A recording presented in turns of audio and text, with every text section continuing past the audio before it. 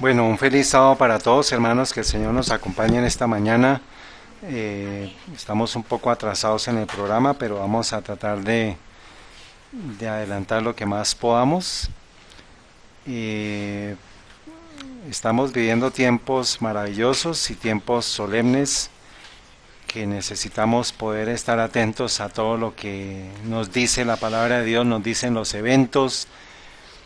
Vamos a tomar este tiempo para estudiar una porción de la palabra de Dios que es maravillosamente amplia. Eh, entonces, y miré y aquí un cordero estaba en pie sobre el monte de Sión. Es esta la parte número 1. Hoy es mayo 11 del 2019. El texto que leímos está tomado de Apocalipsis 14:1.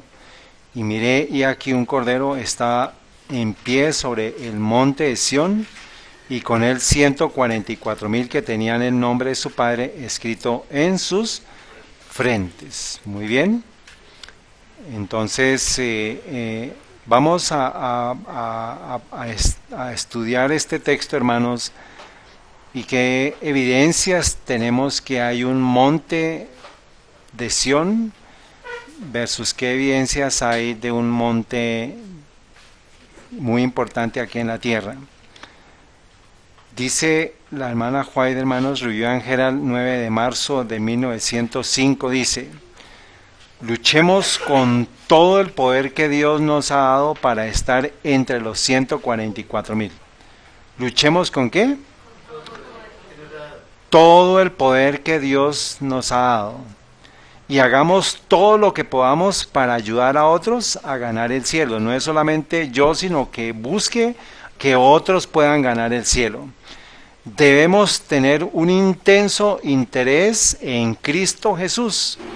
Entonces, no nos interesa tanto de si los 144,000 son literales o no, sino yo debo luchar con todo el poder para ser uno de ellos.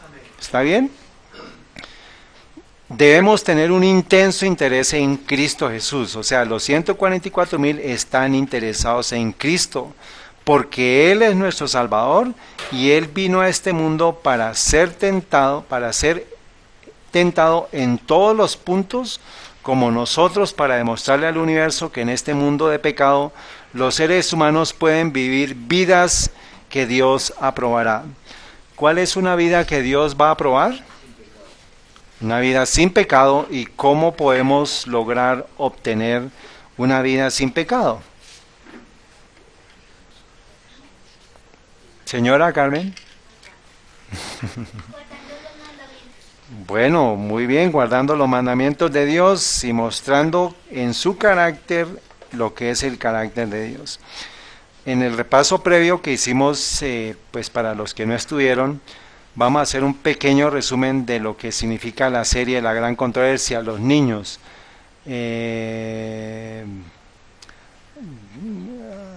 A ver, Antonia, ¿qué libros son importantes para nosotros en este momento? ¿La Biblia? ¿Y qué más?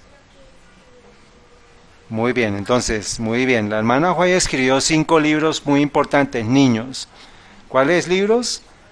Patriarcas y Profetas, Profetas y Reyes, El deseado de todas las gentes, Hechos de los Apóstoles y La Gran Controversia. Muy bien. El primer libro de esa serie es ¿qué? Patriarcas y Profetas. Y comienza con la palabra Dios es amor. Está citando 1 Juan 4:16. Dice su naturaleza y su ley es amor. O sea, en el primer libro, ¿qué es la primera frase, Juan? Dios es amor. Y vamos a ver que en el último libro, o sea que si yo encuentro lo primero que dice y lo último que dice en esta serie, significa que todo lo demás, todo lo que encontremos en Patriarca y Profetas, Profetas y Reyes, Deseado a toda la gente, Hechos de los Apóstoles, está resumiendo lo que quiere decir sobre Dios y que Dios es amor. Muy bien. Este es el último versículo, dice, el gran conflicto ha terminado, ya no hay más pecado ni pecadores. Esto está tomado de la gran controversia. Y la última frase dice, Dios es amor. Patriarcas y Profetas, lo primero que dice es, Dios es amor, y la gran controversia, la última frase dice, Dios es amor. Para aquellos que estén interesados en línea en poder descargar estos libros, hay una página que se llama https://egwritings.org. Van a la sección donde esté la bandera en español, hay varios idiomas. Si usted quiere aprender chino, pues vaya y busque la sección chino, pero si quiere en español, va usted, le da clic al enlace, aparece la sección en la parte izquierda que dice libros, y ahí encuentra usted Patriarcas y Profetas, encuentra la gran controversia o el conflicto de los siglos, y puede imprimirlos, después lo puede guardar en PDF, lo que usted quiera hacer. Ahí hay 80 libros en español del Espíritu de Profecía que puede encontrarlos. Entonces dice el versículo que estamos estudiando, Apocalipsis 14:1, y miré aquí un cordero que estaba en pie sobre el monte de Sión, y con él 144,000 que tenían el nombre de su Padre escrito en sus frentes. Primera de Juan 4:16, que es lo primero que cita Patriarcas y Profetas, y lo último que cita, la gran controversia, la tomamos de Primera de Juan 4:16. Dice, y nosotros hemos conocido y creído el amor que Dios tiene para con nosotros. Dios es amor, y el que permanece en amor, permanece en Dios y Dios en él. ¿Y cómo manifestamos el amor de Dios? Permaneciendo en su amor. ¿Y cómo permanecemos en su amor? Guardando sus mandamientos. Muy bien, ya estuvimos estudiando eso en el estudio previo. Yo les hice a ustedes una pregunta hace como unas 2 meses, un mes, y les pregunté, ¿sabe usted qué es Neom? ¿Quién hizo la tarea? Juan David. ¿Es una ciudad? ¿Está funcionando el micrófono? ¿Es una ciudad nueva?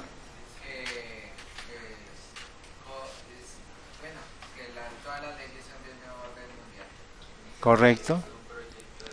Es un proyecto de renovación de algo nuevo. ¿En dónde? En Arabia Saudita. Muy bien.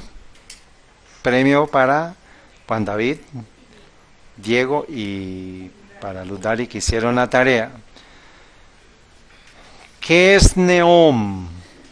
¿Qué más averiguaron? ¿Qué significa la palabra Neom? Neo, nuevo. Bueno, vamos a mirar. Hay un videito que les quiero... ¿Has oído hablar de Neom? Es el macroproyecto faraónico que acaba de presentar Arabia Saudí y que aspira a ser una especie de Silicon Valley en el Golfo. La poderosa monarquía no quiere perder su gran influencia en el mundo y por eso debe moverse rápido. ¿Por qué? Porque la riqueza de Arabia Saudí es muy dependiente del petróleo y el oro negro tiene fecha de caducidad y está cerca.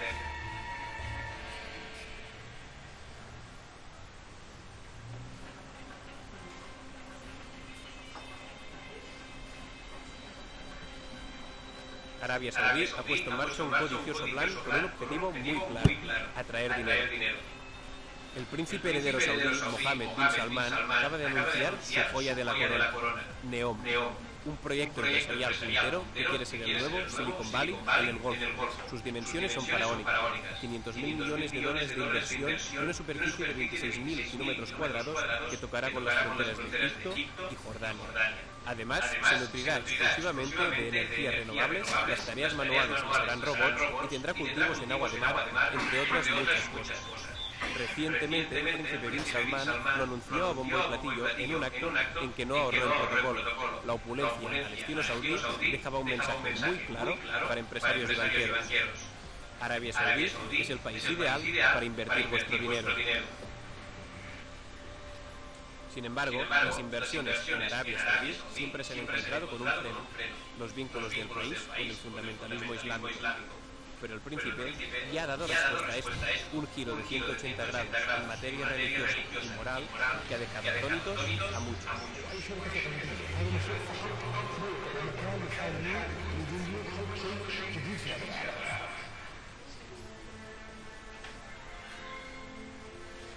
La monarquía saudí es mundialmente conocida por ser el líder del wahabismo global, la corriente político-religiosa del Islam que inspira al Estado Islámico y a otros importantes grupos yihadistas.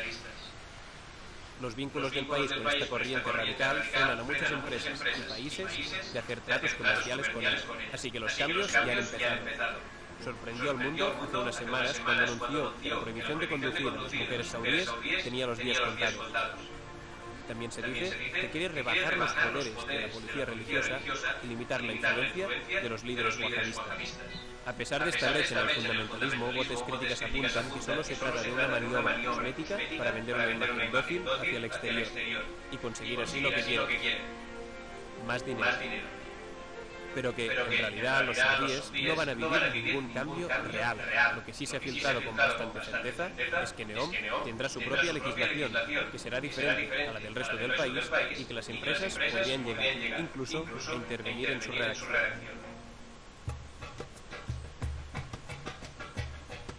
La transición de petroestado a potencia tecnológica mundial no será fácil.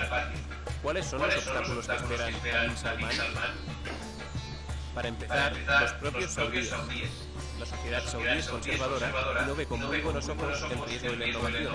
Si a esto le añadimos que el crecimiento se está estancando, el desempleo subiendo y que el gobierno va a hacer recortes para financiar NEOM, la cosa se le podría complicar. Además, la competencia con Dubái, la gran fuerza del establishment religioso y la proximidad del terrorismo islamista son otros factores que pueden desanimar a los inversores, por lo que varios expertos afirman que esta reconversión tiene muchas posibilidades de fracasar. ¿Lo conseguirá bin Salman?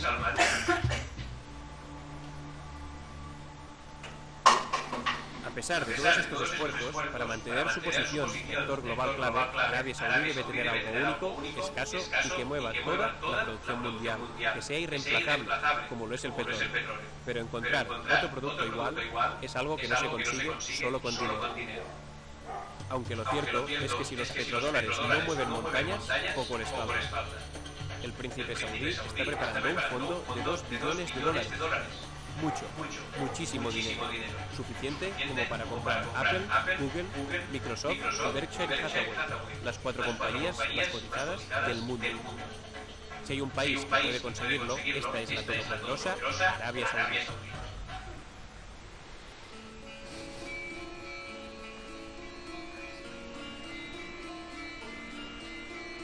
La monarquía del Golfo se dispone a hacer un all-in. O consigue la transformación a potencia tecnológica o se arriesga a naufragar en su propia arrogancia. El tiempo nos lo dirá, pero tampoco habrá que esperar demasiado. El fin de la era del petróleo ya está aquí. My name is Ozymandias. Bueno,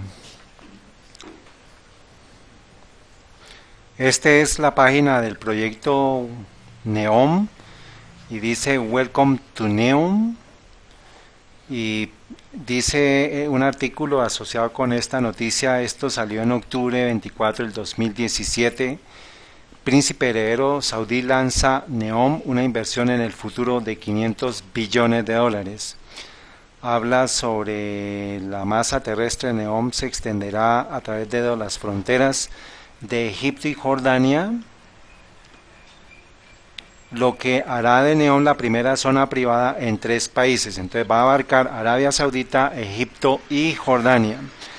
En este artículo no está, pero también está incluido Israel. Israel está asociada a este proyecto.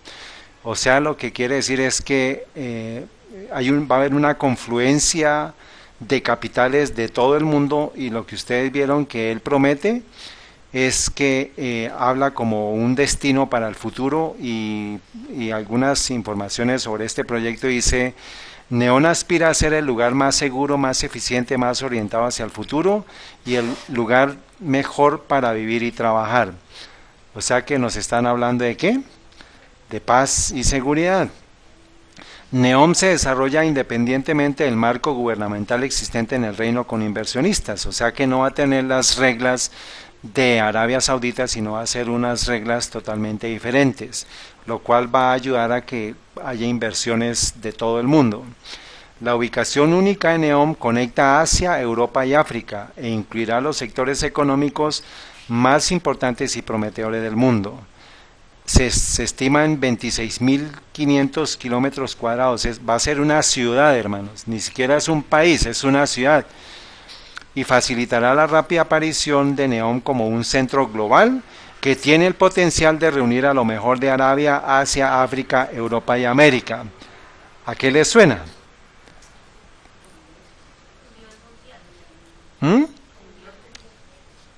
¿Qué historia de la Biblia nos habla de una unión? Babel, la historia de Babel. Neom será respaldada por más de 500.000 millones en los próximos años por el Reino de Arabia Saudita, el Fondo de Inversión Pública, etc.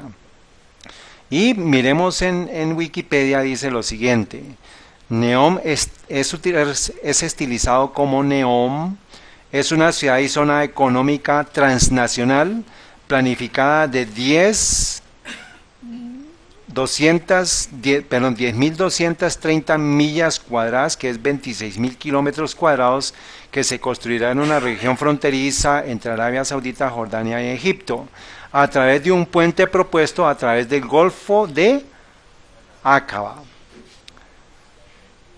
¿Quién sabe qué pasó en el Golfo de Aqaba? ¿Dónde queda el Golfo de Aqaba? ¿Qué sucedió en el Golfo de Aqaba? Aquí estuvimos estudiando eso. El paso de los israelitas por el Mar Rojo. Vamos a mirarlo.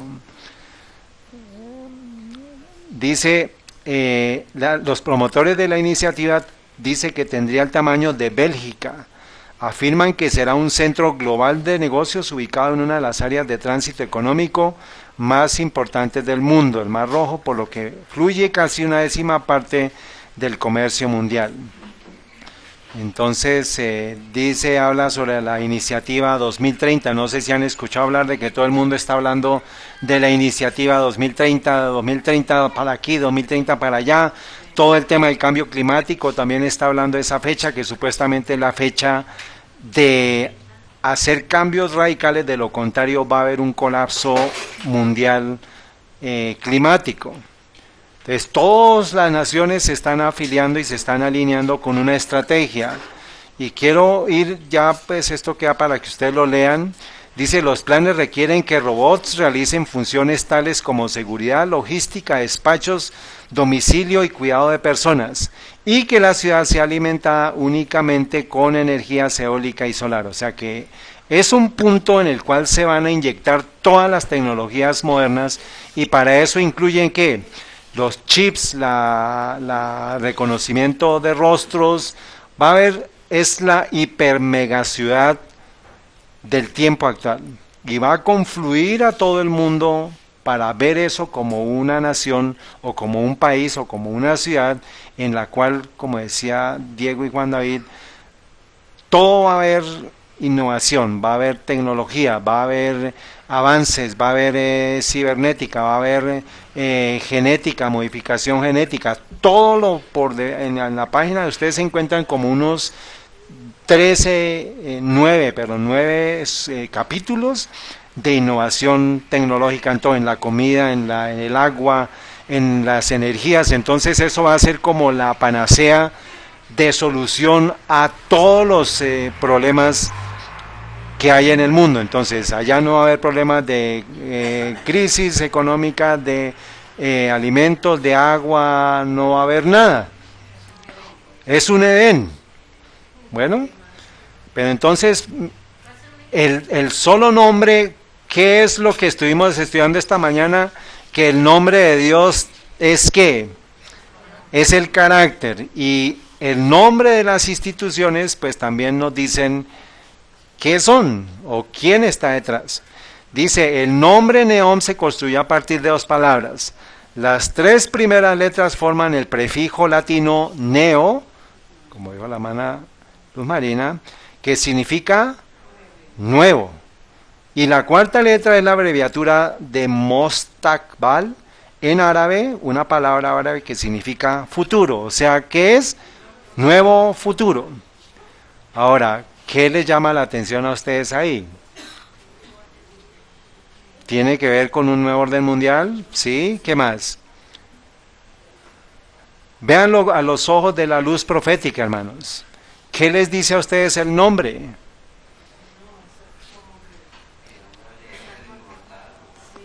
Bueno, que pronto, y eso es parte de la ingeniería genética, se va a usar allá para que las personas no mueran, pero ¿qué más? A ver, mírelo con la profecía bíblica. Póngase los ojos, los lentes de la profecía bíblica. ¿Qué nos dice que sean? Sí. Bueno, concéntrense por favor. Dice, del latín, neo. Tres letras. Y una árabe. ¿Qué les dice eso?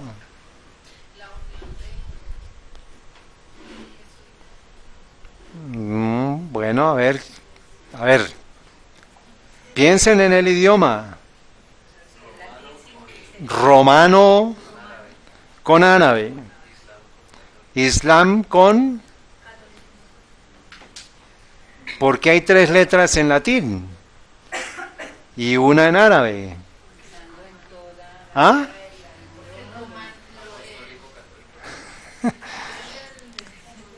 ¿Qué idioma está primero, hermanos? El latín, o sea, ¿quién está detrás de este proyecto? Roma, hermanos. Roma, el pueblo, el mundo entero no puede verlo. Pero usted que conoce la profecía sabe quién está detrás de ese proyecto. ¿Qué es quién? Roma. ¿Y Roma qué representa al final del tiempo?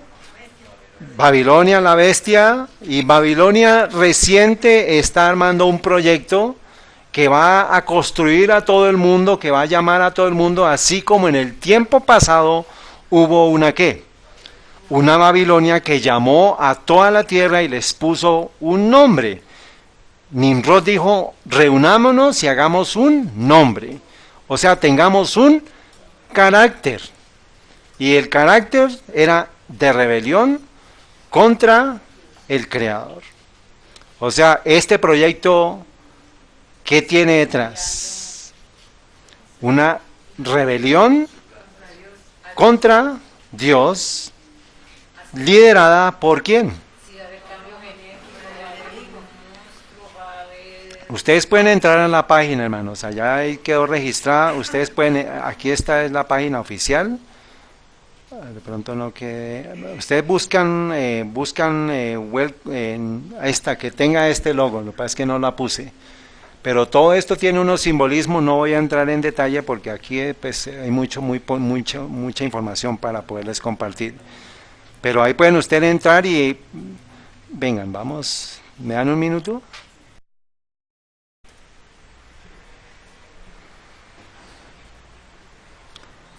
Entonces, esta es la página oficial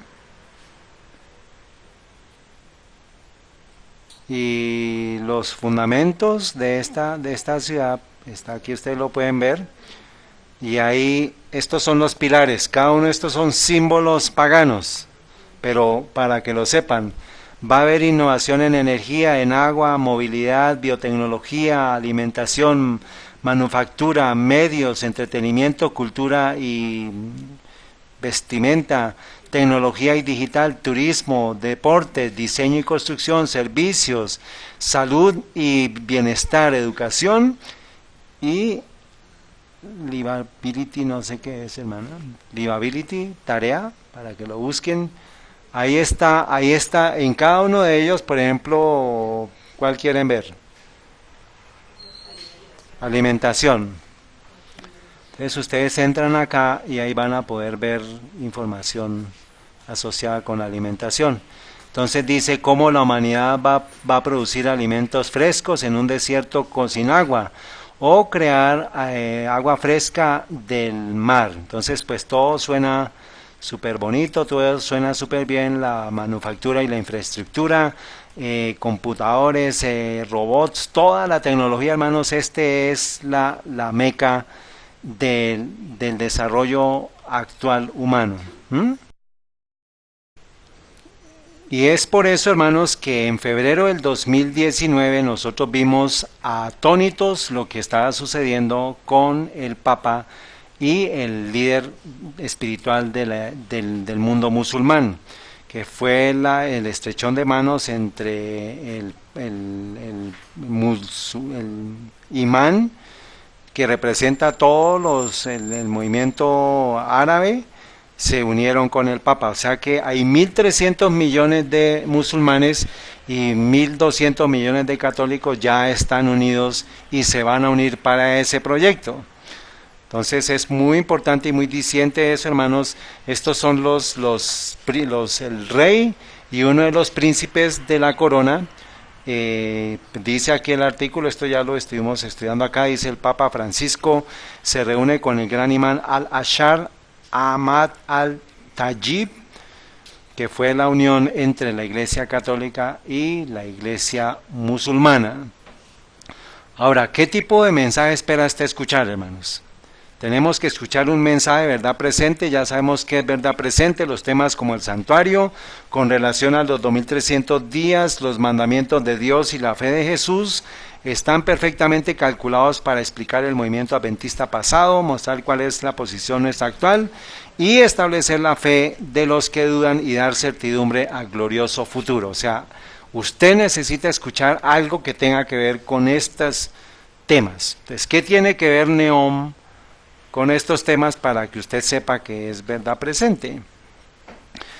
Dice, quiero leer una partecita muy importante, hermano, de este texto de Primero de Escritos. Habla sobre la base de nuestra predicación, es Daniel 8:14, es la purificación del santuario.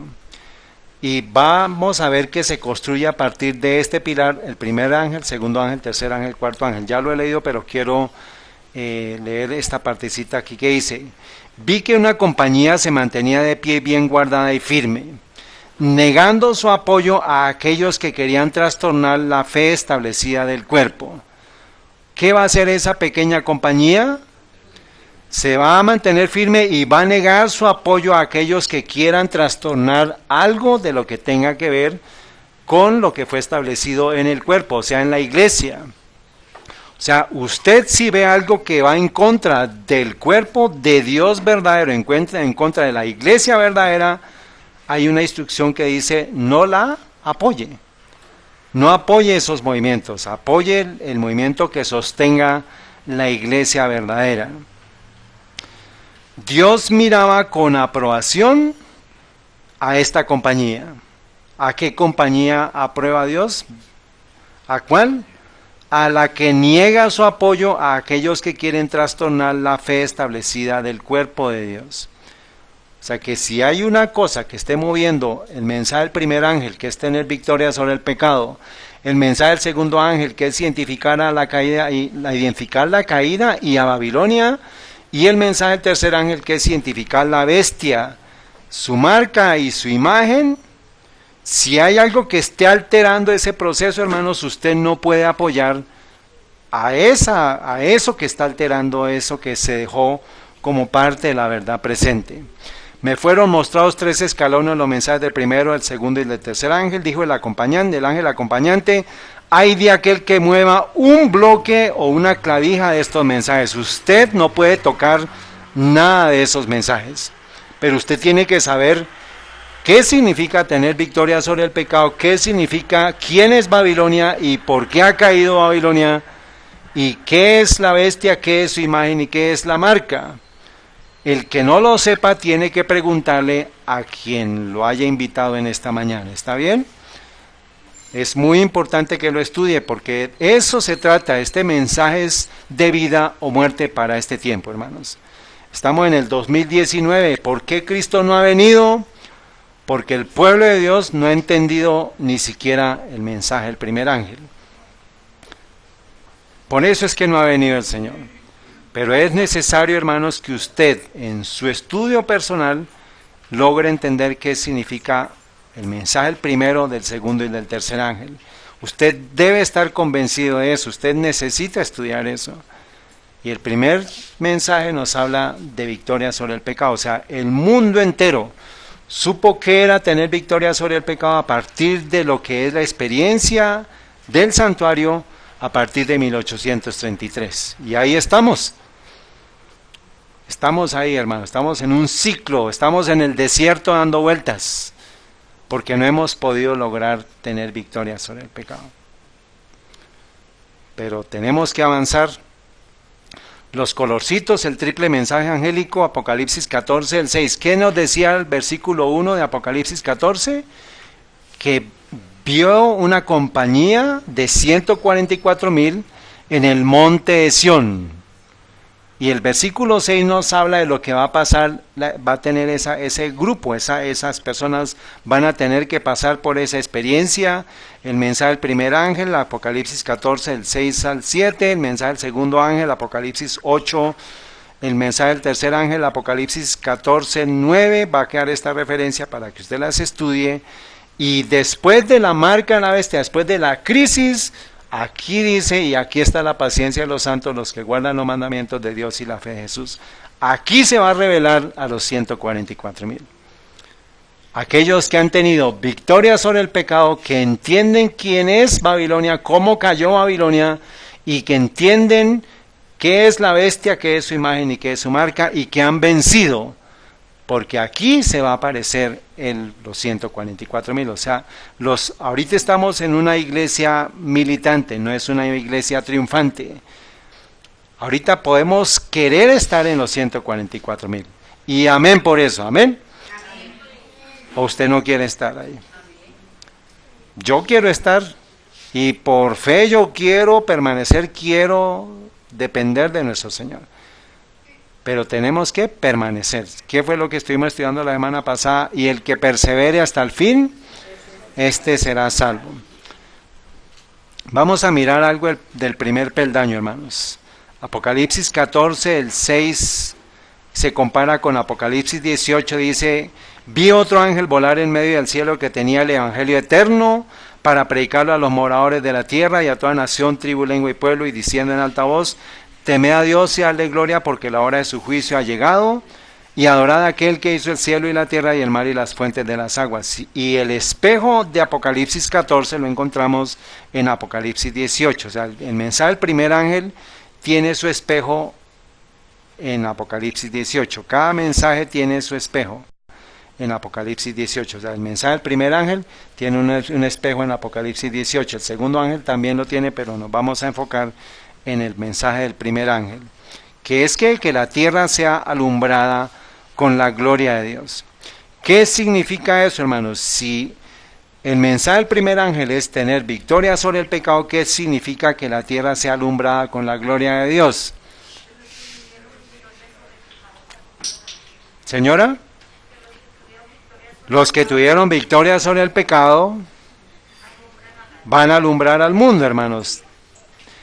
Apocalipsis 14, 6 me dice: temed a Dios y dale gloria. Apocalipsis 18 me dice: la tierra va a ser alumbrada con su gloria. O sea, la tierra entera va a ser alumbrada con un pueblo que logró tener ¿qué?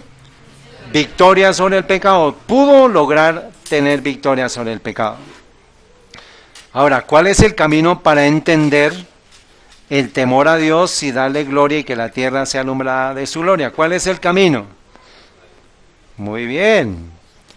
Salmo 77, 13. Acuérdense que la verdad presente es el santuario, la profecía, las 2300 de mañana, los mandamientos de Dios y la fe de Jesús.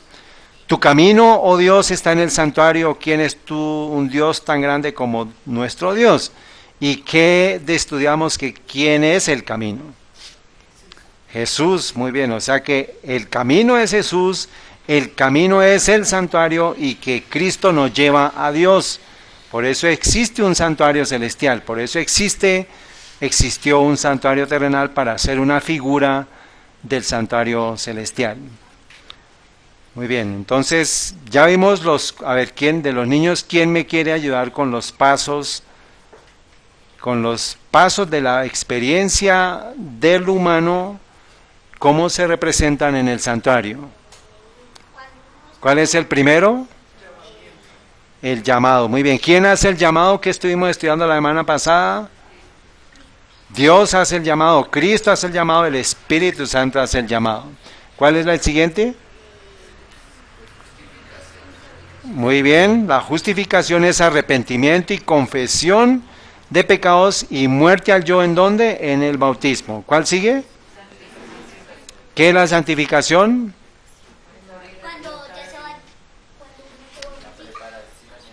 ¿Y los símbolos que están allá, qué es? ¿Qué debe haber en nuestra vida? Palabra de Dios, oración y testificación, que son fe finalmente. Bueno, es la testificación. Yo testifico porque yo creo. ¿En qué? En lo que leo y en la oración que yo le leo ante nuestro Señor. Esa es la santificación, es la transformación del carácter a semejanza de Cristo por medio de la obra del Espíritu Santo. ¿Y cuál es la fase que estamos esperando? La glorificación. ¿Y qué es la glorificación, hermana Soledad? La glorificación es... Acuérdense que hemos visto, aquí vemos la transformación del carácter. ¿Y aquí qué va a suceder? ¿Qué? Del cuerpo, muy bien. La glorificación es la transformación del cuerpo mortal en uno inmortal e incorruptible. Está bien, eso ya lo estuvimos estudiando las semanas anteriores. Entonces, yo por fe necesito estar en el lugar santo, viendo como al invisible, a mis sumo sacerdote, que a partir de 1844 está ¿en dónde? En el lugar santísimo, santísimo, muy bien. Vimos 4 principios. ¿Qué tenemos que hacer con relación a Cristo en el santuario? ¿Qué debemos hacer? Que Cristo sea mi ¿qué? Sea mi portador de pecados. Segundo, aquí hay todavía hojitas para los que creo que quedaron. ¿Quién necesita una hojita? Que a veces ahorita, sí, repártalo, por favor. Antonia, porfa, repártelos tú para las personas que quieran. Levanten la mano, por favor, ¿quién necesita esos papelitos? Eso. El segundo principio, que Cristo es mi sacrificio. Allá dice, pueden poner usted, es mi sacrificio. Cuarto punto, que Cristo es mi sustituto en el santuario. Y cuarto punto es que Cristo es mi garantía de salvación y limpieza. Los 2 primeros puntos, mi portador de pecados, mi sacrificio, sucedía en el atrio. La persona salía del santuario y ya quedaba el sacerdote a cargo de los siguientes puntos: la sustitución dentro del lugar santo, y ya al final del año, cuando se obtenía la limpieza completa, había perdón de todos los pecados del pueblo, y era el momento en que el sumo sacerdote entraba al lugar santo y había al santísimo, y había garantía de salvación y garantía de limpieza por el pueblo. O sea, hay una parte que tiene que hacer el humano, que es que a escuchar el llamado, a aceptar el llamado y arrepentirse y confesar sus pecados. Carmen, entonces esto es importante para cada uno de nosotros. Bueno, muy bien. ¿Quién hace toda la obra completa en nosotros? ¿Qué texto estuvimos estudiando? De pronto no se acuerdan. Juan 16 dice, 16:7. porque yo a la verdad digo, os es necesario que yo me vaya. Cristo tenía que ir ya cuando Él asciende, cuando Él resucita, tenía que ir, se dice, porque si no me fuere, el Consolador no vendría a vosotros, mas si me fuere, os lo enviaré, y cuando Él venga redarguirá al mundo de pecado, que es el llamado, de justicia, que es la justificación, y de juicio, que es que yo esté en el lugar santo. ¿Por qué? Cualquier duda que usted tenga, por favor, toca que estudie el texto, el estudio que compartimos dentro de 8 días. Por eso los colorcitos son importantes. El Espíritu Santo vino a hacer el llamado, a justificar y a hacer que el hombre entre en una decisión de santificación. Ya lo otro tiene que hacerlo el Espíritu Santo en su vida. O sea, usted por fe, acuérdese que tenemos que estar viendo, el pueblo de Dios por fe sabe que estamos en el lugar santo, por fe, físicamente no, porque estamos hablando del santuario celestial. ¿Está claro, hermanos? Es importante, hermanos, cualquier persona que llegue a la iglesia de Dios tiene que seguir el paso del santuario. Yo no puedo saltarme, no puedo decir, no, lo bautizo y después le enseño qué es el llamado. Lo bautizo y después le digo qué es la santificación. No, señores, usted tiene que escuchar el llamado de Dios, tiene que arrepentirse de sus pecados, tiene que confesar sus pecados, tiene que bautizarse para después entrar en un proceso de santificación. Ese es el santuario y usted no puede saltarse ni puede hacer que otros se salten. Si usted está haciendo eso, usted está en un error terrible. O está patrocinando o está permitiendo esto en sus grupos, en su iglesia, donde usted esté escuchando este mensaje, hermanos. No puede alterar el orden que Dios estableció. Cristo no se saltó ningún paso. Él no dijo, yo soy el Hijo de Dios y de una vez entro al lugar santísimo, no. Vino, se hace hombre, Él muere en la cruz y Él entra en el año 31 a oficiar en el lugar santo del santuario celestial. En el santuario celestial, hermanos, no hay atrio. ¿Por qué no? Porque la tierra fue el atrio. Cristo murió aquí en la tierra. Cristo se sacrificó aquí en la tierra. Cristo es su portador de pecados. Cristo es su sustituto. Cristo es su sacrificio. Y Cristo es su garantía porque Él está en el lugar santísimo en este momento. No podemos saltarnos el proceso, hermanos. Dice Hechos 10:35, sino que en toda nación del que le teme y hace justicia se agrada. La palabra de Dios envió a los hijos de Israel, predicando paz por Jesucristo es el Señor de todos. Palabra que vosotros sabéis fue publicada por toda Judea, comenzando desde Galilea, después del bautismo que Juan le predicó. Entonces aquí vemos la obra de Cristo. Tenemos que tener el temor, aceptar la justicia para ser aceptados a Dios. ¿Qué es?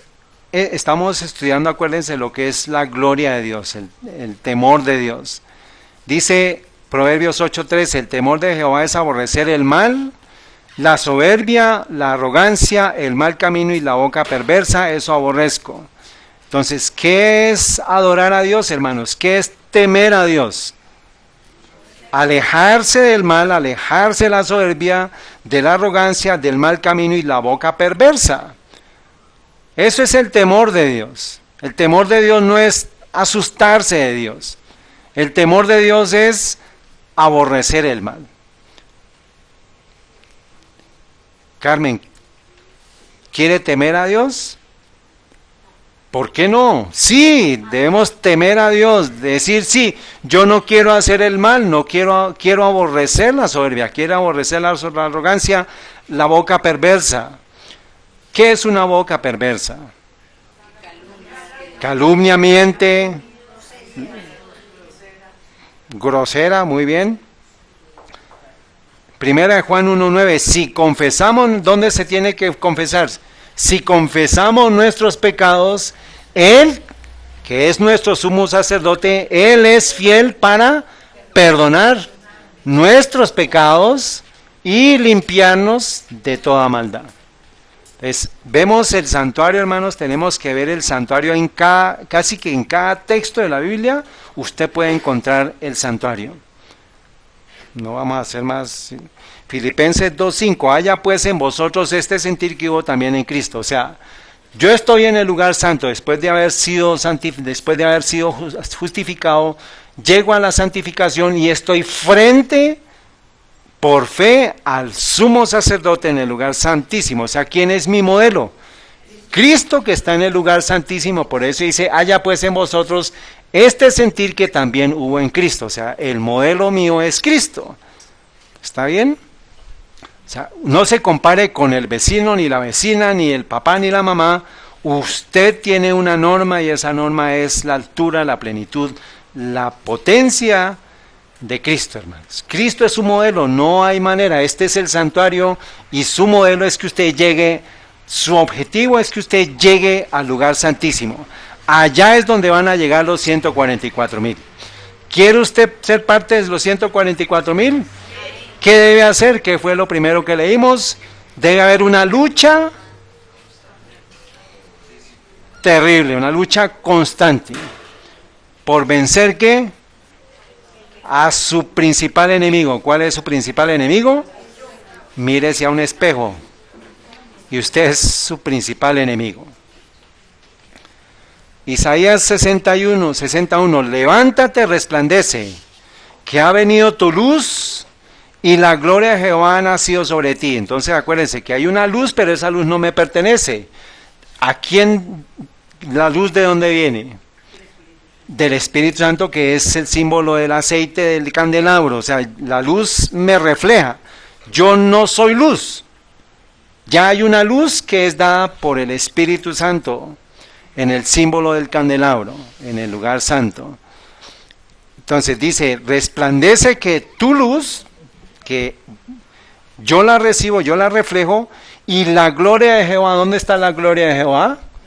En el lugar santísimo ha nacido sobre ti. ¿Por qué? Porque estoy mirando cara a cara al autor y consumador de mi fe. Estoy viendo como viendo al invisible en el lugar santísimo.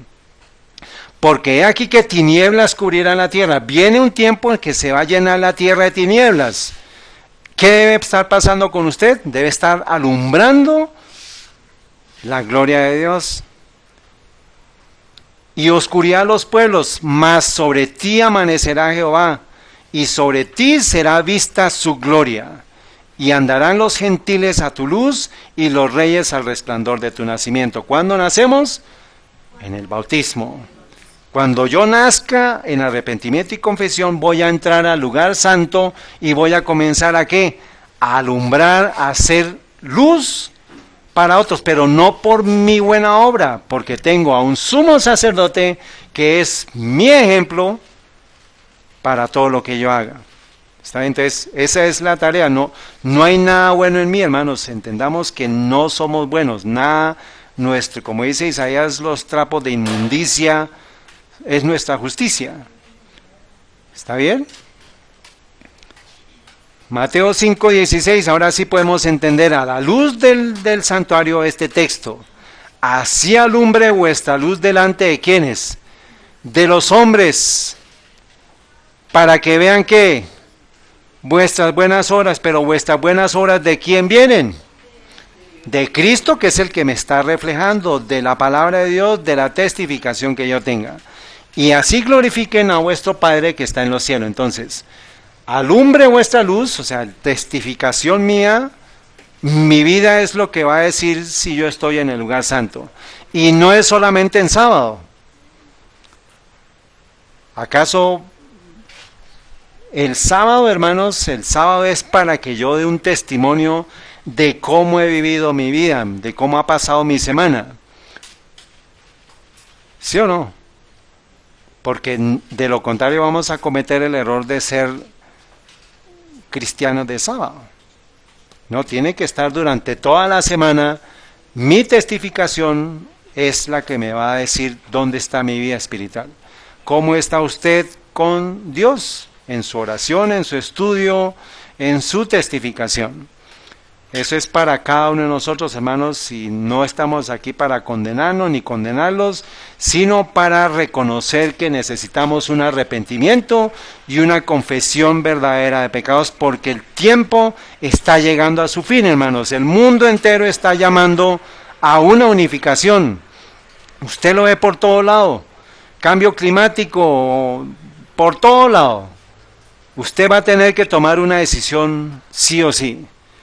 Y necesita el santuario para recordar esto. Acuérdense, esta mañana estuvimos estudiando un texto. ¿Qué era lo que hacía Cristo? ¿Qué estaba haciendo en la cruz? ¿Qué estaba haciendo Él? Está aquí en el atrio terrenal, pero su pensamiento estaba ¿en dónde? En el lugar santísimo, donde está el arca. Su pensamiento estaba en el cielo. Así como cuando usted esté en el atrio, en el altar del sacrificio, en la hoguera, en la guillotina, en la cárcel, donde sea, ¿dónde debe tener su pensamiento? En la patria celestial, en la ley de Dios, en el lugar santísimo, hermanos. Eso va a ser lo único que usted lo va a sostener en el tiempo de angustia que se aproxima para toda la tierra. 2 Corintios 4:6, vean los colorcitos, por favor. Porque Dios, que mandó que de las tinieblas resplandeciese la luz, es el que resplandeció en nuestros corazones. ¿Ven? No hay nada en nosotros. Dios mandó que las tinieblas, ¿dónde están las tinieblas? Afuera, en el mundo, en el campamento, resplandeciese la luz. ¿Cómo es que del mundo viene a resplandecer ¿cómo se resplandece? ¿Cómo? Porque una persona entra al santuario por fe y llega al lugar santo y empieza a alumbrar por su testificación. Entonces está alumbrando y se resplandece la luz. Acuérdense que aquí está hablando de lo que era al principio el caos que había en la tierra. ¿Se acuerdan? En el principio creó Dios los cielos y la tierra estaba desordenada y vacía, y las tinieblas cubrían el abismo. Ese es el lenguaje que está usando. O sea que Dios quiere hacernos unas nuevas criaturas. Él quiere hacer una regeneración, porque sin Cristo, sin el santuario, estamos perdidos, estamos en el mundo, estamos en un mar de pecado. Dios nos llama, nos dice, usted va a hacer resplandecer la luz, y dice, es el que resplandeció en nuestros corazones para dar luz del conocimiento de la gloria de Dios en el rostro de Jesucristo. ¿Dónde está Jesucristo? Y yo estoy viéndolo a Él, porque yo, por medio de mi testificación, de mi estudio personal y de mi oración, puedo verlo a Él. De lo contrario, hermanos, usted puede creer todo lo que quiera de doctrina, pero necesitamos esa experiencia personal. Se lo digo por mí, hermanos. Yo necesito, y la vez pasada estábamos hablando del tema de la oración, yo necesito aprender a orar, necesito aprender a estudiar la Biblia, necesito aprender a dar un testimonio verdadero. Creo que todos lo necesitamos. Y ahora sí podemos entender Génesis 1:3. Dijo Dios, sea la luz, y fue la luz. ¿Se creó la luz? No, la luz estaba. La luz era Él. ¿Qué dijo? Pues está en tinieblas, ahora ¿qué viene? Pues llega la luz. O sea, viene Dios al mundo, viene a hacer la obra de la creación. Y fue la luz y vio Dios que la luz era buena. ¿Quién es bueno? Dios, Cristo es bueno. Y separó Dios la luz de las tinieblas. O sea, dijo, aquí va a haber un pueblo de Dios, va a haber una simiente de Dios, que va a salir de la oscuridad de este mundo, porque este mundo va a ser va a haber una prueba del amor de Dios por cada uno de nosotros. Y Juan 1:9 dice, aquel era la luz verdadera que alumbra a todo hombre que viene a este mundo. En el mundo estaba Él, que es la luz, en el mundo. ¿Se hizo hombre? Sí, en el mundo estaba. Y el mundo por Él fue hecho, pero el mundo no le conoció. ¿Sí ven los colorcitos? A lo suyo vino, y los suyos no le recibieron. La promesa es, Mauricio, Carmen, Alirio, para todos, Aurelio, perdón, dice, mas a todos los que le recibieron. ¿Cuál es la condición? Recibirlo. A los que creen en su nombre. ¿Cuáles son las dos condiciones? Recibirlo y creer en su nombre. ¿Cuándo lo recibe usted? Cuando usted escucha el llamado, se arrepiente, confiesa sus pecados y se bautiza. Dicen, te bautizo en el nombre del Padre, del Hijo y del Espíritu Santo. Ahí dice, en ese momento a todos los que le recibieron, los que creen en su nombre, les dio potestad de ser hechos hijos de Dios. Si usted no sigue el paso del santuario, hermanos, usted no va a ser nunca hijo de Dios. Usted necesita seguir el modelo. Entonces, cuando hay luz, hay victoria sobre el pecado. ¿Dónde está la luz? En el lugar santo. Yo necesito permanecer en el lugar santo, hermano, necesito permanecer aquí en el lugar santo. La luz expulsa las tinieblas. Ustedes saben que las paredes del lugar santo y del lugar santísimo estaban revestidas ¿de qué?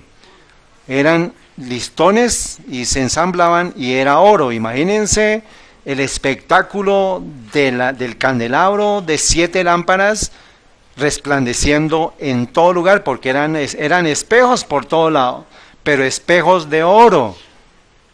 Entonces, el que entra en el lugar santo, sí o sí, tiene que ser alumbrado con la obra del Espíritu Santo. O sea, usted tiene que sí o sí hacer algo para la honra y la gloria de Dios. Acuérdense que no es para glorificar al hombre, sino el hombre con sus obras, por medio de su oración, de su testificación y de su oración, va a ser un instrumento para la honra de Dios.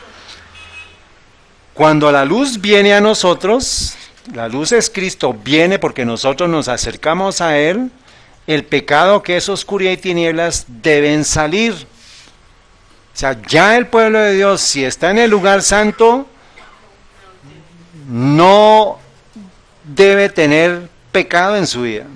¿El pecado dónde quedó? Afuera, en el campamento. Ese es el mensaje del santuario, esa es la verdad presente del santuario. Es porque no hemos nacido de nuevo, pero tenemos que nacer de nuevo.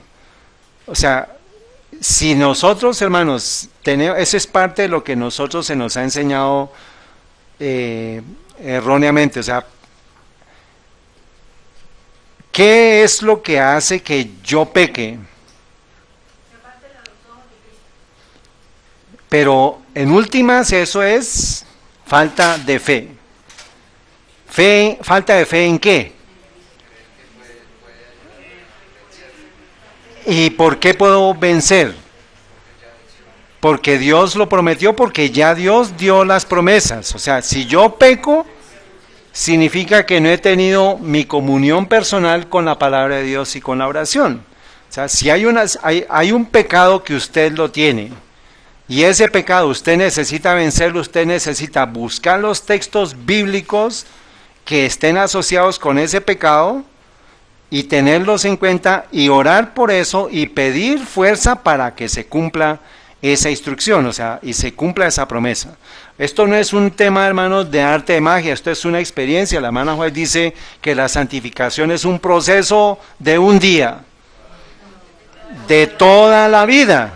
O sea, si yo, hagamos un ejemplo fácil con el tema, por ejemplo, de los ponqués, para hacerlos símbolo de un pecado.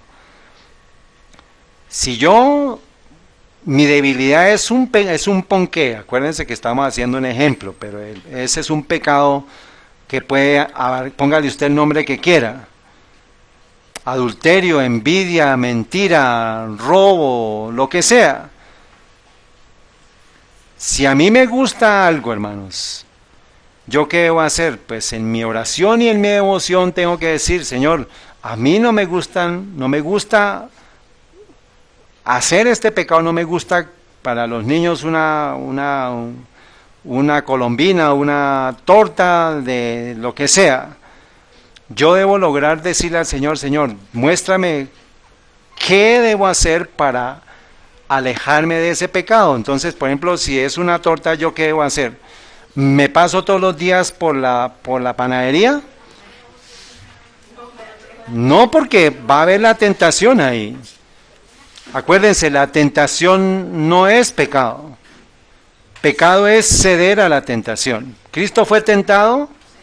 Sí, en todo como cualquiera de nosotros. Fue tentado de niño, fue tentado de adolescente, fue tentado de adulto, y peor cuando estuvo expuesto ante la mano de Satanás. Entonces, ¿qué es el problema? Caer en la tentación. Carmen, ¿y qué hago yo cuando caigo en la tentación? ¿Es porque qué? Porque mi relación personal con Dios no es la adecuada. No estoy orando, no estoy leyendo la palabra de Dios y no estoy dando un testimonio apropiado. ¿Qué debo hacer? Pues seguir el proceso. Señor, volví a salir al campamento, volví a pecar. Señor, necesito otra vez que tú seas portador de mi pecado, que tú seas mi sacrificio, que tú seas mi sustituto ante el Padre Celestial, que tú seas mi garantía, pero permanecer acá. Pero antes de eso, acuérdese, Carmen, que tiene que pasar por las aguas bautismales. Cuando se logre eso, entonces yo ya estoy aquí en el lugar santo. Si viene un pecado, hermanos, pues está el texto que dice, abogado tenemos, pero el Señor quiere que sean sinceros nuestro arrepentimiento. De lo contrario, estamos entrando y saliendo. Y dice, entonces ese es el tema, que hacemos eso como si fuera algo que no tiene sentido. Entonces, una vez un sacrificio, una vez Cristo muere por todos nosotros, una vez bautizados, una vez en el lugar santo. Pero si caemos, Señor, entonces ayúdame a que ese pecado tengo que lograr ponerlo en verdad sobre Cristo. De lo contrario, va a seguir repitiéndose. Ahorita vamos a ver un par de textos que nos va a ayudar a entender esto. ¿Cuándo es el tiempo, hermano, de alumbrar la tierra?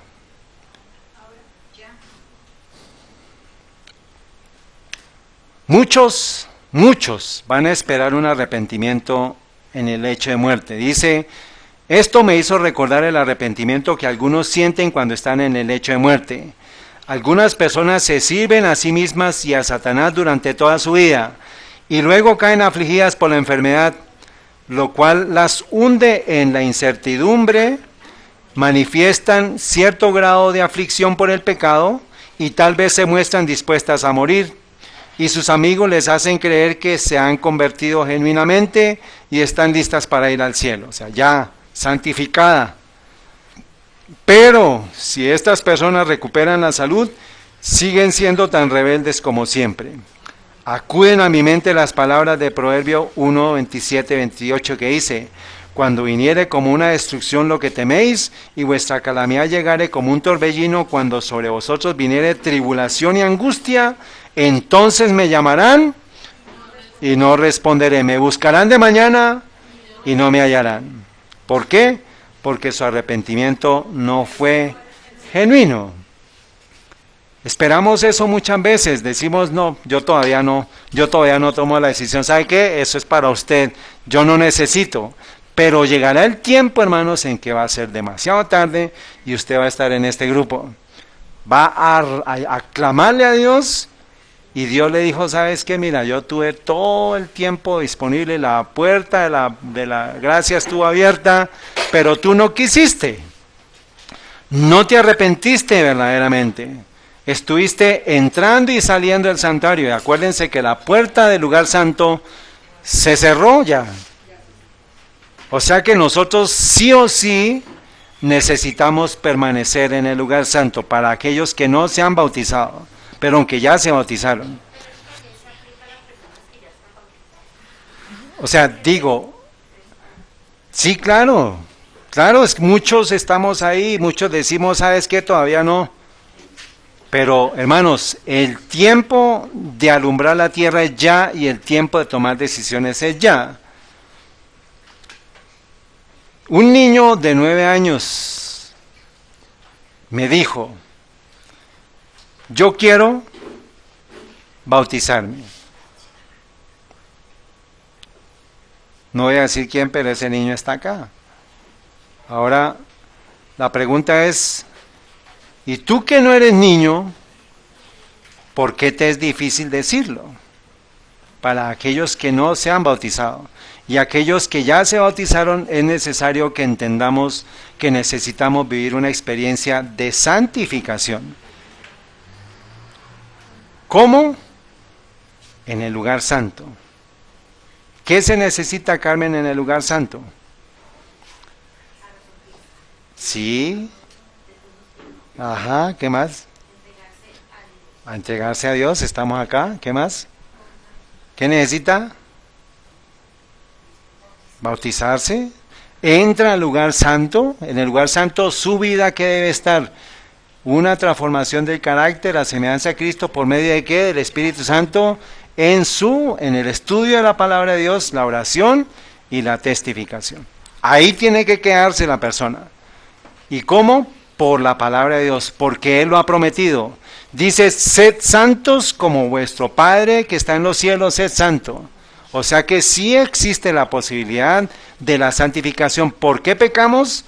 Porque no le creemos a Dios.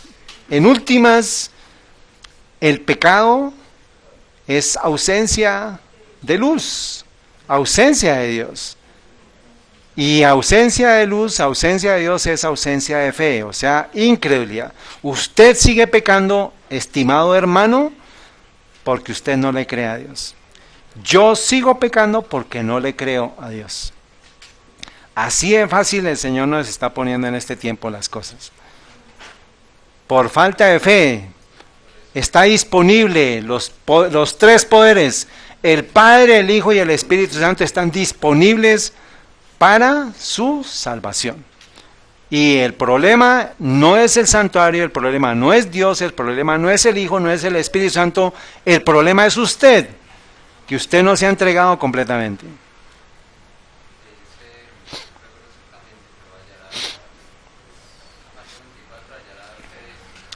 Cuando regrese, porque no hay ausencia de fe y abundancia de pecado. Entonces, ¿dónde necesito estar, Carmen? En el lugar santo, viendo hacia el lugar santísimo, pero en realidad, ¿dónde estamos? Es donde tenemos que estarle pidiendo al Señor, Señor, mira mis caminos.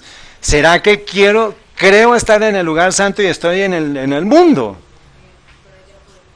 Estoy en el mundo, hermanos, sigo con mis pasiones, con mis debilidades, sigo pasando por la panadería todos los días, sigo viendo lo que me gusta, sigo escuchando lo que me gusta, sigo atendiendo las cosas que me gustan y no las he dejado. Está ahí, está Satanás ahí agarrándose, como vimos un texto la semana pasada. Satanás se va a agarrar de lo más mínimo que usted tenga, del mundo. Santidad a Jehová, lugar santo, hermano.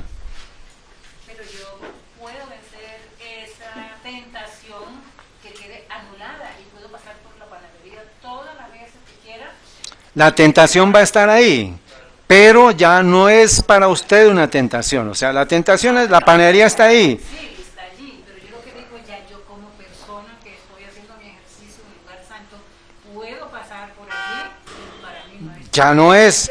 Pero entonces, hermana, tenga cuidado, porque Satanás es astuto y va a buscar otra cosa que va a ser una tentación para su merced. Entonces, en el lugar santo, otro tipo de torta. En el lugar santo, hermanos, vamos a estar seguros. El que habita al abrigo del... Dice, el que habita en el lugar secreto, esa traducción está mal. Si quieres, busca Salmo 91, Dice el original en la King James Version, dice el que habita en el lugar secreto del Altísimo. No el que habita al abrigo del Altísimo, no, sino el que habita en el lugar secreto del Altísimo. ¿Cuál es el lugar secreto de nosotros? La oración de rodillas, leyendo la palabra, orando y testificando ya después de que yo me vaya. ¿Qué dice? Rápido, hijita. Muy bien. Entonces, ¿qué tiempo me queda, hermanos? Dice, el arrepentimiento comprende tristeza por el pecado. Aquí vamos a ver la diferencia, ¿qué es arrepentimiento? Esto está tomado del Camino a Cristo, página 23.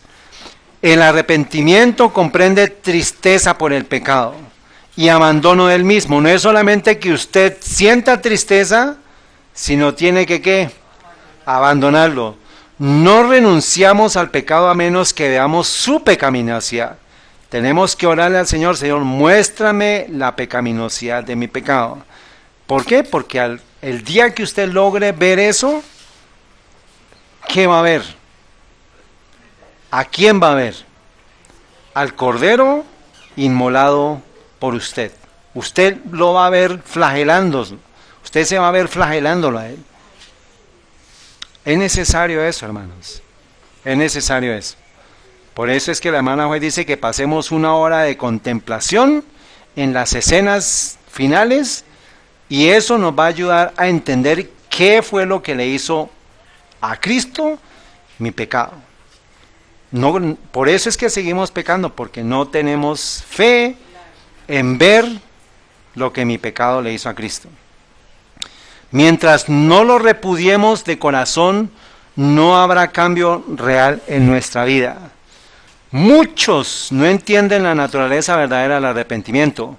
Muchas personas se entristecen por haber pecado y aún se reforman exteriormente porque temen que su mala vida les acarree sufrimientos. Pero esto no es arrepentimiento en el sentido bíblico.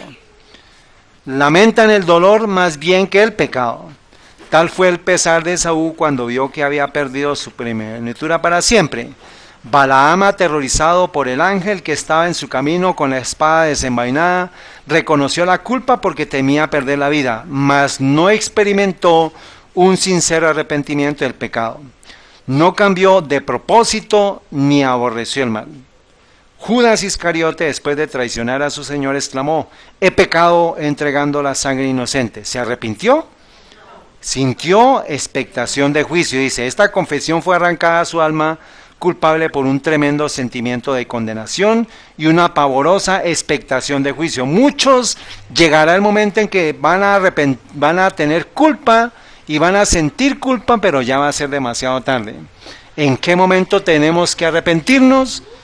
Ya, en el momento en que estamos ahorita, pero teniendo dolor, contrición, que nos duela eso, hermanos. Eso es algo que yo les pido, digo, hermanos, a nivel personal.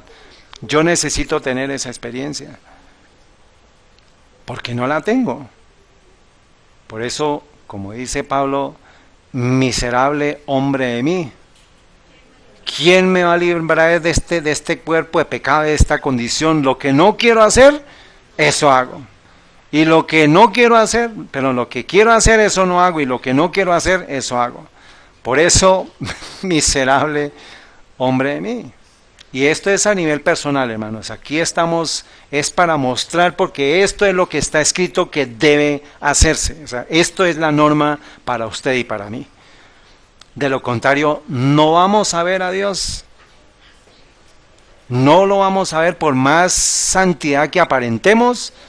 No vamos a verlo si no hay un verdadero arrepentimiento y confesión de pecados. Dice aquí, las consecuencias que habría de cosechar le llenaban de terror. Pero ¿qué es lo que debemos experimentar? No experimentó profundo quebrantamiento de corazón ni dolor en su alma por haber traicionado al Hijo Inmaculado de Dios y negado al Santo Israel. O sea, usted debe tener en cuenta eso. ¿Cómo está traicionando a Jesús? ¿Cómo está negando al Santo Israel? ¿Judas lo negó? Sí. ¿Pedro lo negó? Sí. ¿Cuál fue la diferencia? Pedro se arrepiente y Judas sintió culpa. No se arrepintió.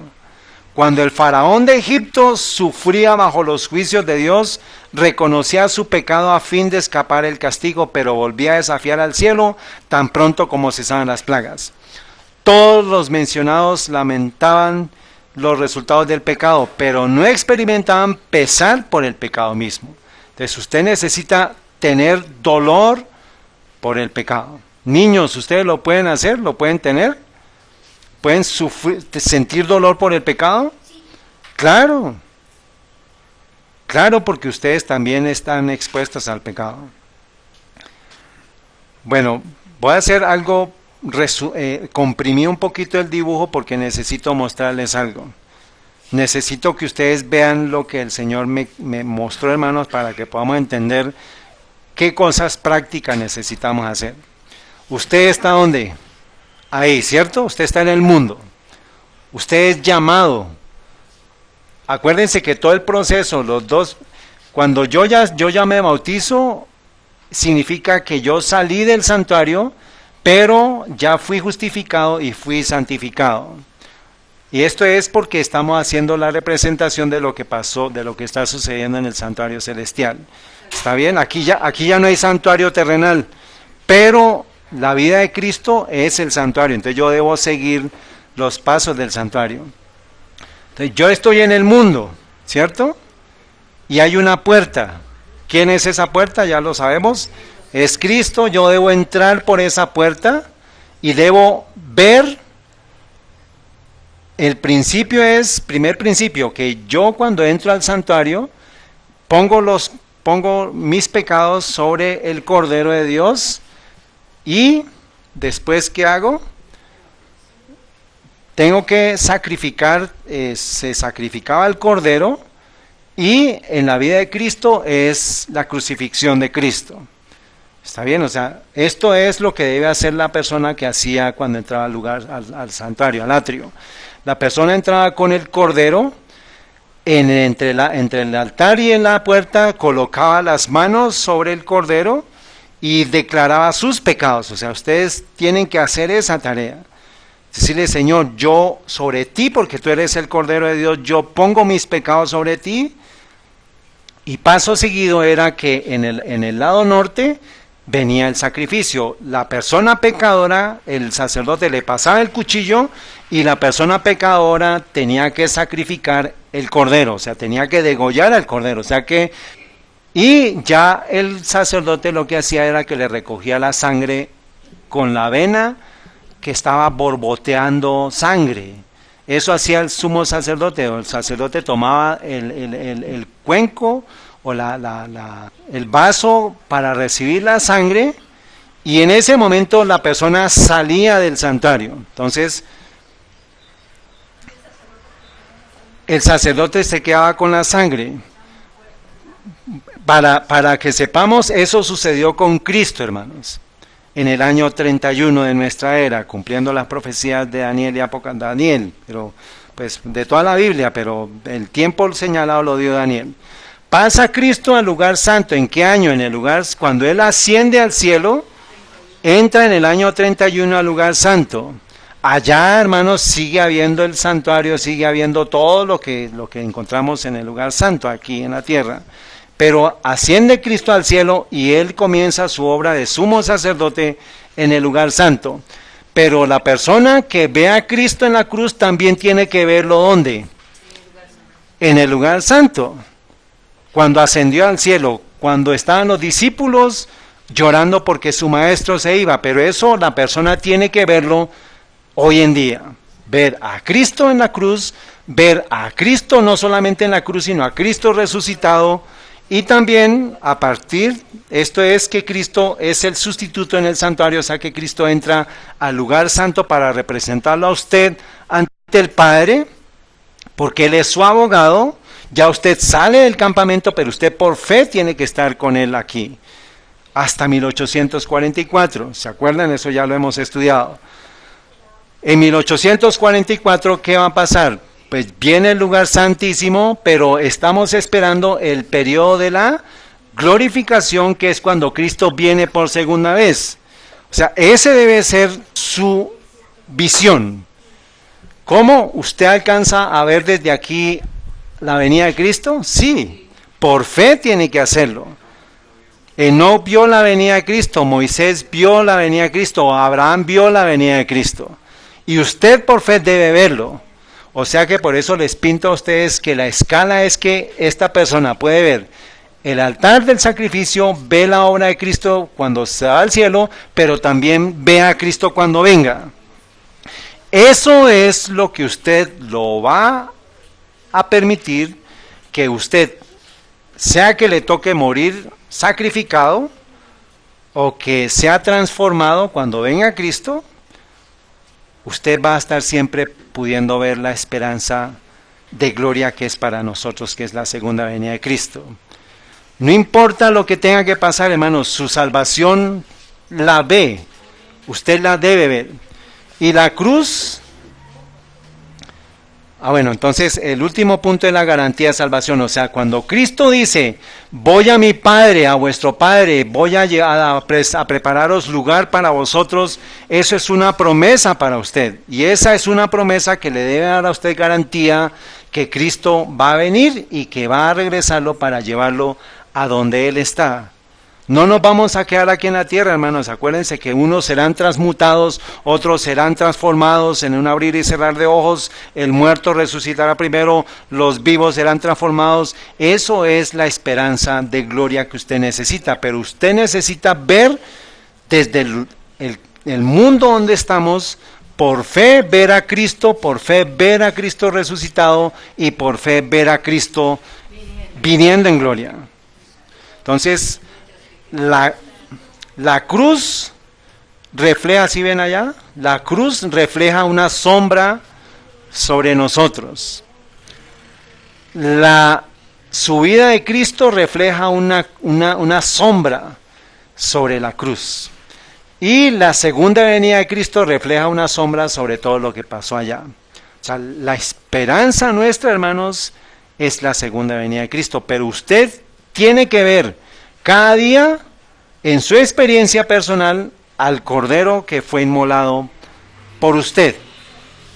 Eso es lo que usted va a poder lograr en su vida, que usted tenga victoria sobre el pecado. Día a día, ver a quién, al Cordero inmolado, sacrificado. ¿Y quién lo sacrificó? Usted con su mano, por su pecado, usted degolló a Cristo. ¿Está claro, hermanos? Es un ejemplo, es una experiencia que yo estoy queriendo pedirle al Señor por medio de los textos de la hermana White que me haga entender cómo puedo entender eso. Y es compartir esto con ustedes. Y mientras Cristo subió, está todavía ya ese tiempo para nosotros preparar ese carácter. Así es, hermana. Cuando Él venga, Él nos tome, dice, yo me tomo a mí mismo, ¿sí? Ajá. Tenemos ese carácter igual Al de nuestro Señor. Entonces, si yo diariamente estoy pasando tiempo en contemplándolo a Él, ¿voy a pecar? ¿Por qué no? ¿Por qué no voy a pecar? Porque voy a sentir dolor por haber hecho ese mal por Él. Pero entonces no me quedo solamente en el dolor, sino no, Él subió, Él ascendió al cielo y Él está sentado a la derecha del Padre, pero me prometió que va a volver. Entonces vuelvo otra vez a las promesas de Dios, hermanos. Solo los que se den cuenta de que la cruz es el centro de la esperanza de la familia humana podrán comprender el evangelio que Cristo enseñó. ¿Qué debemos ver? La cruz. Él vino al mundo con el solo propósito de poner al hombre en una posición ventajosa ante el mundo y ante el universo celestial. Vino a dar testimonio de que los seres humanos caídos, por medio de la fe en su poder y la eficacia del Hijo de Dios, pueden ser participantes de la naturaleza divina. O sea, hay esperanza para Aurelio, para Mauricio, para Carmen, para todo el que se arrepienta de sus pecados, no importa la vida que haya tenido. Lo que sí es necesario es que usted confiese y se arrepienta y abandone sus pecados. Solo Él, hablando de Cristo, podría expiar el pecado y abrirle las puertas del paraíso a la raza caída. asumió no la naturaleza de los ángeles, sino la naturaleza humana, y vivió una vida libre de pecado en este mundo. Y aquel verbo fue hecho carne y habitó entre nosotros, y vimos su gloria como gloria del unigénito del Padre, lleno de gracia y verdad. Mas a todos los que le recibieron, a los que creen en su nombre, les dio potestad de ser hechos hijos de Dios. Aquí están los colorcitos, hermanos. Ustedes después vaya paso a paso, regrese, deténgase, mire el texto, porque ahí está el santuario reflejado. El Señor, Testimonios para la Iglesia, tomo 8, página 219. Dice, por su vida y muerte Cristo enseñó que solo obedeciendo los mandamientos de Dios podrá el hombre encontrar la seguridad y la verdadera grandeza. La ley de Jehová es perfecta, que convierte al alma. El testimonio de Jehová es fiel, que hace sabio al sencillo. Salmo 19:7. La ley de Dios es un trasunto de su... Fue dada al hombre en el principio como la norma de la obediencia. En los siglos subsiguientes, después de Moisés, se perdió de vista esta ley. Centenares de años después del diluvio, Abraham fue llamado y le fue dado a él la promesa de que sus descendientes exaltarían la ley de Dios. Perdón, aquí está hablando del momento en el cual se la entrega a Adán y Eva. Dice, en los subsiguientes años se perdió de vista esta ley. Centenares de años después del diluvio, llega el periodo del diluvio, Abraham fue llamado y le fue dado a él la promesa de que sus descendientes exaltarían la ley de Dios. ¿Quiénes son los descendientes de Abraham que van a exaltar la ley de Dios? Usted, los 144,000 que van a estar en el lugar santo, viendo hacia el lugar santísimo, porque su vida es un trasunto de lo que usted está viendo. ¿Dónde está Cristo? En el lugar santísimo, y en el lugar santísimo está el arca de la alianza, y en el arca de la alianza está la ley de Dios, y la ley de Dios es el trasunto del carácter de Dios. Luego usted, si alumbra, es porque usted está mirando la luz verdadera que es Cristo. Ya vamos a acabar. Dice, con el correr del tiempo, los israelitas fueron a Egipto, donde por muchos años soportaron una gravosa presión a manos de los egipcios. Después de haber vivido una esclavitud durante 400 años, Dios los liberó por medio de una grandiosa manifestación de su poder. Se reveló a los egipcios como el regidor del universo, uno que era mayor que todas las deidades paganas. ¿Por qué estamos estudiando este tema, hermanos? ¿De dónde viene la liberación de la esclavitud del pecado? Pero el pecado representa a Egipto. Se va a volver a repetir la historia de la liberación de Israel, de Egipto. Y por eso es que el mundo entero está armando otra vez el escenario para construir una ciudad, una Babilonia moderna, en un sitio especial donde fue entregada la ley de Dios.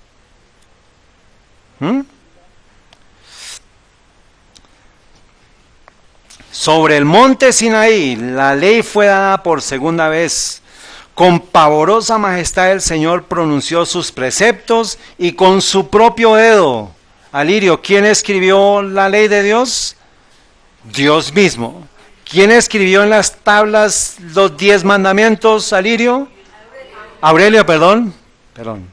Aurelio, ¿quién la escribió? ¿Quién escribió la ley de Dios en las tablas?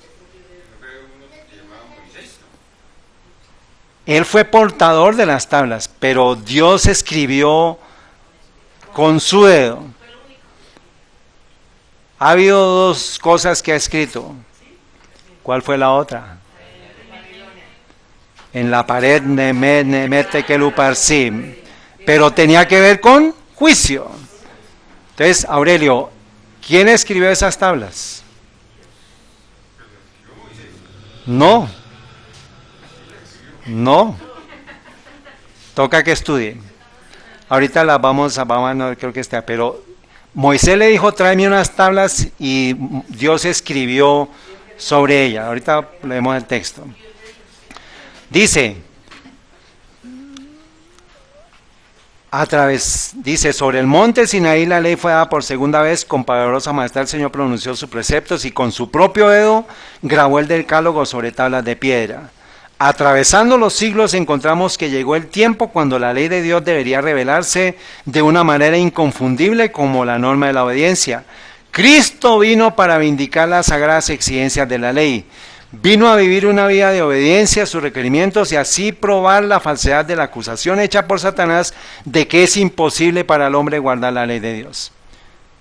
¿Es posible para el hombre guardar la ley de Dios? Sí, porque lo contrario usted va a estar pecando. ¿Qué define la Biblia como pecado? La transgresión de esa ley de Dios. O sea que si yo no guardo el sábado, ¿estoy qué? Porque Dios escribió eso. Porque Dios fue el que escribió esa ley. Yo no guardo la ley porque porque Dios dijo que la guardara. Porque Dios lo dijo. Dios no cambió la ley. Cristo no cambió la ley. Y porque no puede cambiarla, ni Dios, ni Jesús, ni el Espíritu Santo, Él tuvo que morir en la cruz. Por usted, pecador. Porque usted transgrede la ley de Dios. Vino a vivir una vida de obediencia a sus requerimientos y así probar la falsedad de la acusación de que es imposible para el hombre guardar la ley de Dios. Como hombre encaró la tentación y venció con el poder que Dios le dio. Ahora, todo poder se le entregó a Cristo. Ahora Cristo dice, todas las cosas son posibles para el que cree y que pide en mi nombre, dice Él. O sea, Cristo le pide al Padre. Ahora Cristo va al cielo, ahora a nosotros nos toca pedir en el nombre de Cristo, al Padre Celestial. Al andar haciendo el bien, sanando a todos los que eran afligidos por Satanás, hizo claro a los hombres el carácter de su ley y la naturaleza de su servicio. Su vida atestigua que es posible que nosotros también obedezcamos la ley de Dios. ¿Es posible obedecer la ley de Dios, Mauricio? ¿Es posible guardar toda la ley? Carmen, ¿es posible? Aurelio, ¿es posible? Muy bien, pero hay que pedirle a Dios que le ayude a responder esa pregunta. Pero eso es parte de las buenas noticias, Aurelio, porque la duda es parte de lo que es necesario resolver para este tiempo. Entonces, sobre el monte Sinaí la ley fue dada por segunda vez. ¿Cuándo fue la primera vez? En el Edén. Y sobre otro monte, Jesús volvió a hablar de la ley. Bienaventurados, las bienaventuranzas, el sermón de la montaña nos habla otra vez de la ley. Dice él, oísteis que se os dijo, no matarás, mas yo os digo que todo aquel que odie en su corazón a su hermano, ya mató.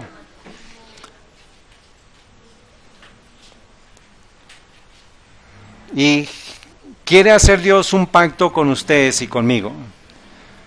No como el pacto que hizo Él en los días en que los tomó de la tierra para sacarlos de Egipto, porque ellos invalidaron mi pacto, pues dice, fui yo un marido para ellos, dice Jehová, mas este es el pacto que haré en la casa de Israel de aquellos días, dice Jehová, daré mi ley en sus entrañas y la escribiré en sus corazones, y yo seré a su Dios, y ellos serán mi pueblo.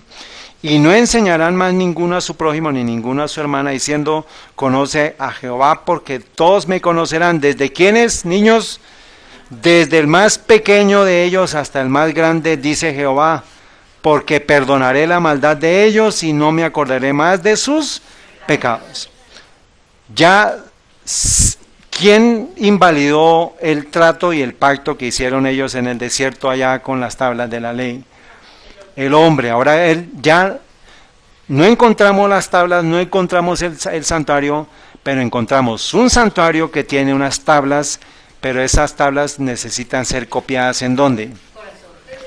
En la mente y en el corazón, para ponerlas por obra y hacerlo por amor. Aquí no venimos obligados. La voluntad es lo que nos debe mover hacia el santuario. Entonces, todo lo que acabamos de estudiar, niños, una pregunta.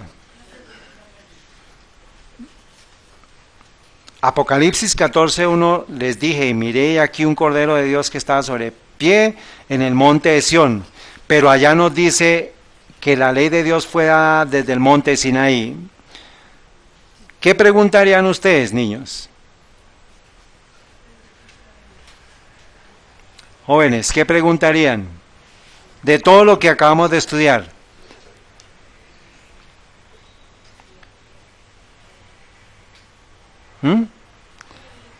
Estuvimos viendo muchos temas.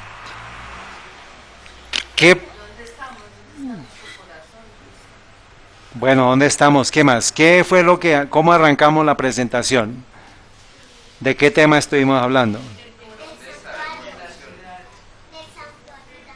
Del santuario. ¿Quién dijo de la ciudad nueva que se llama cómo? Neom. Entonces la pregunta es, ¿qué tiene que ver todo esto con Neom? ¿Qué tiene que ver el santuario terrenal? ¿Qué tiene que ver el santuario celestial? ¿Y qué tiene que ver con esa ciudad que está ya en proyecto? Ya desde el 2017 comenzó la planeación para construirla.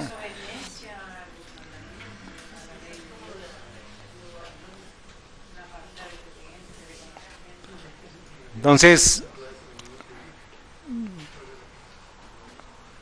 es un tema, hermanos, que amerita que podamos estudiarlo, pero es la experiencia del santuario celestial en su corazón. ¿Qué necesitamos para este tiempo? Tener claro cuál es el camino hacia el santuario, porque se aproxima un evento, hermanos, que tiene que ver con esa ciudad. Porque donde va a ser construida esa ciudad, les voy a adelantar algo, fue donde se le entregaron las tablas a Moisés. Se va a construir, se va a borrar el último de los ebeneceres que tiene el mundo entero actualmente de lo que es la validez de la ley de Dios. Se va a borrar todo registro humano de lo que fue la experiencia, porque todavía está, pero a través de esa ciudad es que se va a querer destruir esa evidencia. Luego, los que conocen de arqueología, los que saben de historia y los que sabemos de lo que sucedió en esa región, sabemos qué tan valioso para nosotros es que se destruya un lugar de arqueología como esos. Entonces, hermanos, estamos a puertas, específicamente eso, por eso vamos a verlo por la tarde. Pero eso tiene que ver con el pacto que usted necesita establecer con Cristo en esta tarde. El lavamiento de los pies, la cena del Señor es preparación para el evento que se aproxima.